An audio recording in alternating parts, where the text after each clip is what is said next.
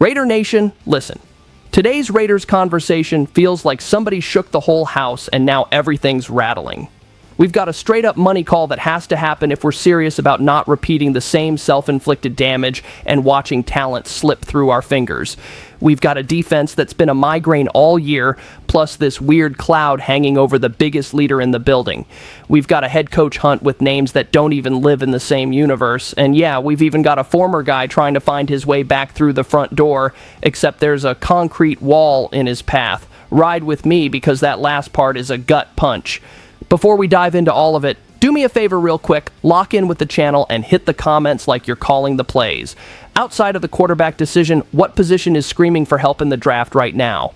This offseason, there's one discussion growing legs like a runaway shopping cart, and it's going to tell us if the Raiders actually learned anything or if we're about to slam into the same brick wall again. This isn't some fancy, nice-to-have move. This is about keeping legit contributors inside the building. Last year, the front office was basically navigating in fog. Not much film, not much time together, still figuring out the locker room pulse, and even with all that, they made major calls. Guys who mattered were allowed to leave, like Robert Spillane. Argue the price if you want, cool. But now, the excuses are gone. They've got a full season of tape. They've got a real feel for the league. And here's the flashing red light. Not every player who hits the market is some impossible-to-pay unicorn. The article brought up Divine Diablo as the example of a guy who would have been more affordable. When the Raiders decide not to keep players like that, it's like skipping oil changes and acting shocked when the engine blows. Depth disappears, chemistry evaporates, and then you're basically begging the defensive coordinator to pull a rabbit out of a hat. And that's where the real point lands. There's one free agent the Raiders cannot treat like just another line on a spreadsheet. Eric Stokes. Burn that name into your brain. Because in real life, he was the only proven corner on the roster. Everything else was a camp audition, a Band-Aid, or a prayer, and prayers don't lock down a wide receiver one on Sunday. The PFF breakdown matters here. They cared about production, and they also highlighted how Stokes played the best football of his career in Las Vegas. Strong grades, very low yards allowed, snaps per target were elite. That kind of profile doesn't just fall out of the sky in free agency, and when it shows up, yeah, it costs. But the other option costs more, lost games and a defense with its wires showing. Anybody wearing silver and black has watched this episode before. You pinch pennies today, then tomorrow you're panicking and paying extra for somebody worse. That's why I'm looking at this like, pay what's fair and keep it moving. This isn't reckless spending. It's guarding the few things that actually worked in a season where almost nothing worked. And as a bonus, the rest of the defense gets a little oxygen. What makes it even louder is John Spytek flat out admitted he learned the lesson. He said he let good players walk in his first cycle, and he doesn't want to do that again. I respect that kind of blunt honesty because it means he felt the sting. Now he's got to back it up, and this is exactly why you get this kind of fan-first Raiders red. No PR glass between us and the truth. For me, the path is obvious. Sit down with Stokes' agent and finish it clean. Seal it. Because if they keep nickel and diming until the player's fed up, next thing you know, he's balling out somewhere else and we're screaming at the TV. So tell me, are you re-signing Stokes without hesitation, or do you see another way to fix the secondary? Don't move, because the next one digs right into the biggest open cut, and it involves the name that's been carrying this team on his back. You ever walk into a room and the air just feels off, like the problem isn't only talent, it's the energy. That's where we're at. The defense has had a crater in it all season, and on top of that, we've watched wear and tear hit the face of the shield in a way nobody wanted. This comes from Daniel Wasserman at PFF, and he put the Raiders in the worst seat in the whole theater. The defense finished the season with the lowest grade in the league. That's brutal to even say out loud, but you can't act like we didn't watch it. Long drives like clockwork, tackles slipping away, no pressure when the moment begged for it, and not enough young guys really turning into pillars. But the most sensitive part isn't even that icy number.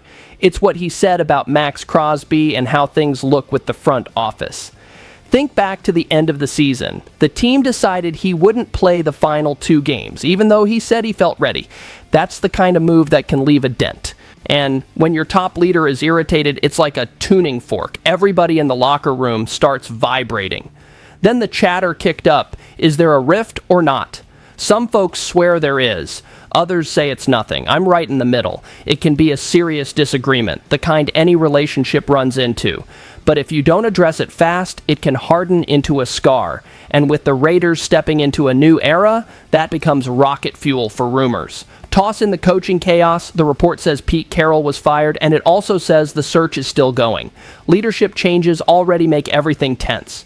Now picture doing all that while your best defender is wondering where this is headed. You do not want Crosby standing there thinking, what's the plan? Because if he starts doubting the plan, trade talk turns from smoke to sparks real quick. On trading Crosby, I'm going to keep it crystal. That only becomes a conversation if some absurd offer shows up. The kind that forces you to at least listen. Multiple high draft picks that can reshape a rebuild. Even then, it's playing with fire. You don't replace a guy like that by snapping your fingers on draft night. He's production. He's identity. He's the guy who gets silver and black fans jumping even when the season's ugly. Spytek tried to lower the temperature. He said he respects Max's mindset of always wanting to play, and he said he loves that mentality in elite players. Okay, now comes the real work. Honest talks, a clear direction, and respect in the decision-making. Because if that doesn't happen, a defense that was already leaking turns into a full-on blaze. Keep that in your pocket, because the next story is Crosby himself talking about his future, and one line he said lands like a weight. Every now and then, the rumor mill screams, and then the player grabs the mic, and the truth cuts through the noise. That's what happened here. Trade talk is all over the place. Rebuild is the word everybody's chewing on, and fans are stuck staring at the ceiling wondering what's real. This time it wasn't some anonymous whisper or back-channel nonsense. Max Crosby said it himself. He got asked again about his future, about staying or leaving, about the tension after the season ended, and he didn't sidestep it. He said he wants to retire as a Raider. He said he loves being a Raider. He said that's who he is. When a dude like that talks with that kind of gravity, it hits like a bell you can't unhear. That's not fluff. He plays like every snap is a personal grudge, and you can feel the wear and tear too. He mentioned that Mark Davis was upset with him over how everything played out. To me, that's the clearest sign the shutdown decision at the end of the year left fingerprints on the situation. I get both sides. The team worries about the body. The player wants to be out there no matter what. But you solve this with conversation, not a staring contest. The part that really stuck with me, Crosby basically said it's not about money, it's about winning. He made it clear he's not trying to cash a check and coast. He wants to win in Las Vegas, and he even said he wants the owner to win too. That's rare. Like, actually rare. And it blows holes in the idea that he wants out because of ego. But then reality taps you on the shoulder, because even with him saying all that, the environment is still shaky. Coaching changes, a defense that needs help, and an offense that can't keep living like it's stuck on rewind. So the question is simple. Will the Raiders put a real plan in front of him that he can fully buy into, or will they keep dragging their feet until it turns into a full crisis? Because if Crosby feels like the whole thing is being made up on the fly, no nice words are going to hold him down. He can love the Shield, but nobody signs up to lose forever. And if the front office ever starts thinking about cashing in the team leader and restarting, you're basically tearing the engine out of the defense and then asking everyone to smile for the cameras. Good luck with that silver and black press conference. I read his comments like a message that says, I'm here, but I need something real to believe in. It's like a friend willing to stay in a relationship, but only if real change happens. And I'll admit it. I breathed out a quiet sigh at home reading it, because Crosby in another uniform just feels wrong. Now it's on you. After Max said what he said, do you still think the trade talk is real, or is it just league noise trying to stir the pot? Sound off in the comments, and keep rolling with me, because now we swing to the next big piece. The head coach search is getting spicy, young names are surfacing, and that tells you a lot about what the Raiders think they want to be. All right, now we're stepping into the kind of choice that can steer an entire franchise like a hard turn at full speed. This isn't just hiring a head coach. It's picking the Raiders' direction for the next several years, and with the number 1 overall pick in the draft, if you mess this up, it's like dropping a match in a gas station. Around the league, the idea sounds pretty straightforward. A lot of people think the Raiders will chase a young offensive mind, somebody with fresh ideas, somebody who can shape the new quarterback from day one. That makes sense, because when your offensive brain is a coordinator who might walk, you turn into a hostage to the carousel. We've all seen how that can stunt a quarterback's growth. The names floating around are definitely interesting. One of the loudest is Clint Kubiak. He's in Seattle, and people say he designs offenses with patience and bite, like a chess player who also likes to throw punches. the kind of calls that leave defenses dizzy and playmakers running free. His age jumps out too, young, but with enough experience that he won't get swallowed by the room. Another serious name is Mike LaFleur from the Rams. Yeah, he's Matt LaFleur's brother, but he's got his own lane. He's from the Sean McVay tree, and that carries weight. It's not a guarantee, but you can picture a more modern offense with an actual rhythm to it. Folks around the league say he's a relationship builder, someone who connects with players every day, not just on Sundays. Then there's a name that feels different to me, Davis Webb in Denver working with Bo Nix. A lot of people see him as next up sooner rather than later. Former quarterback, really young by head coach standards, but highly respected. If the Raiders want somebody who truly breathes quarterback development, that resume pops like a spotlight.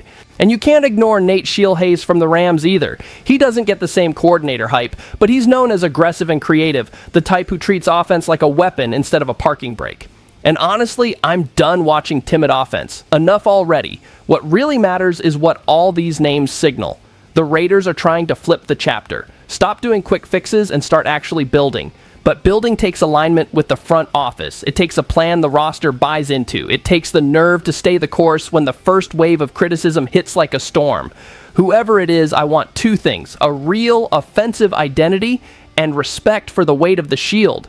If it's just a new face reading the same old lines, we're cooked. And hold tight, because the next story circles back to a former coach who wants back in the NFL badly. But there's one specific reason the whole thing is jammed up. NFL stories don't always stay buried. They pop back up like a song you can't get out of your head, and they scratch at old scars. This one isn't just about coaching again or not. It's a tug of war with the league itself. The name in the middle is John Gruden. He's been louder lately about wanting to return as a head coach, but the reality is harsh. No team is even calling to chat, and it's not just the old email noise hanging around.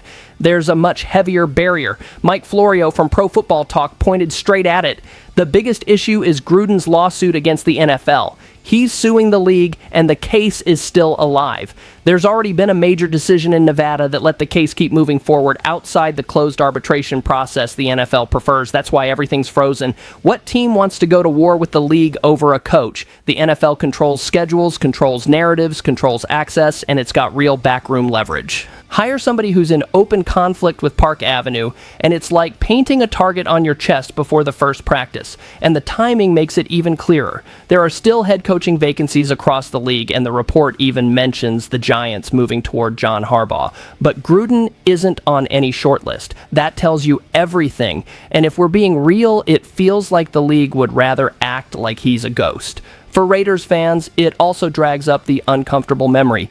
His last run here was chaotic. He had full control of the project, and it didn't work. The record was 22-31. Stack that lack of recent success on top of an active legal battle, and the door closes without anybody saying it out loud. The part that gets explosive for the Raiders is the question hovering like thunder. Would Mark Davis consider a reunion? If there's one owner who sometimes ignores outside noise, it's him. Florio brings that up. He also brings up the Tom Brady factor behind the scenes, with reports saying Gruden did not want Brady back in 2020, and that could still matter. You can see why the fan base splits. Some remember the Super Bowl swagger, others remember the chaos and want nothing to do with it. Both sides make sense.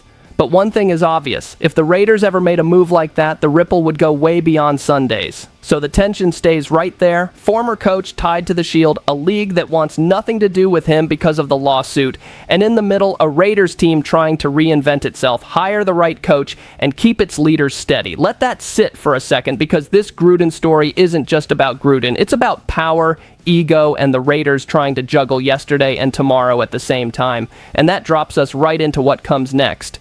When you boil it all down, the message isn't complicated. Either the Raiders stop letting quality players slip away, or we're walking back into the same horror show with our eyes open.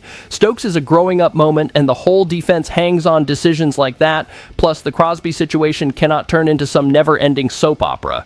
The next head coach has to bring a real identity to the offense, not another "we'll figure it out" bandage. And the Gruden situation is proof that the behind-the-curtain stuff can matter just as much as what happens on Sunday. I'm sitting here with that familiar stubborn itch, like maybe this time the puzzle pieces finally snap into place. Drop your takes, because this space belongs to everyone who lives and breathes Raiders football.